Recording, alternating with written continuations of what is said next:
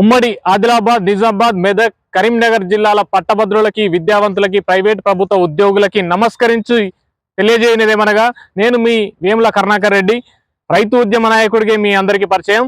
ఈ రోజు పట్టభద్రుల ఎమ్మెల్సీ అభ్యర్థిగా బరిలో ఉన్నాను. ఈ రోజు పట్టభద్రుల సమస్యలు కనుక చూసుకున్నట్లయితే ఈ రోజు మనకి సమయానికి జాబ్ నోటిఫికేషన్లు రావట్లేదు. చాలా మంది నిరుద్యోగులుగా మారుతున్నారు.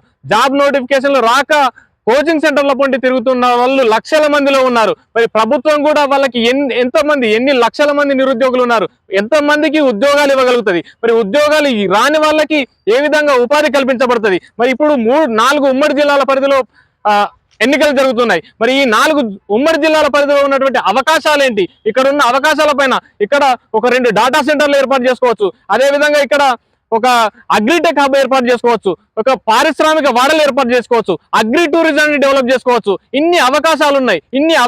ఇన్ని రోజులు ఎవరి సమస్యలపైన పోరాటం చేశారు ఒకసారి ఆలోచించండి. మీ సమస్యలపైన గొంతెత్తిన వాళ్ళు ఎవరో ఆలోచించండి. మీ సమస్యల పరిష్కారానికి కృషి చేసే సామర్థ్యం ఎవరికి ఉందో ఒకసారి ఆలోచించి విఘ్నతతో మీ ఓటును వేయండి.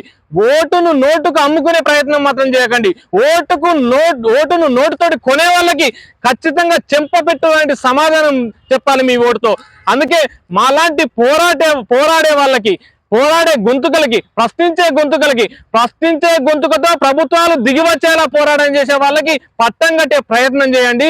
పట్టభద్రుల ఎమ్మెల్సీగా పెద్దల సభకి ఖచ్చితంగా అర్హత ఉన్న వాళ్ళని పంపించండి. మీ ఓటుతో పట్టభద్రుల ఎమ్మెల్సీగా ఎన్నికై చట్టసభలకు గౌరవం తెచ్చే వాళ్ళను పంపించండి. కానీ అదేవిధంగా పట్టభద్రులకు కూడా 29 ఇష్యూ కూడా ఉంది. వీటన్నిటిపైన స్పష్టంగా మాట్లాడగలిగే వాళ్ళు, ప్రభుత్వం దిగిరాని పక్షంలో ఈ సమస్యలను పరిష్కరించడానికి ప్రభుత్వం దిగివచ్చేలా పోరాటం చేసే వాళ్ళు కావాలి. అదేవిధంగా ఉద్యోగాలకి, ప్రభుత్వ ఉద్యోగుల రిటైర్మెంట్ వయోపరిమితి 58 నుంచి 61కి పెంచడం జరిగింది.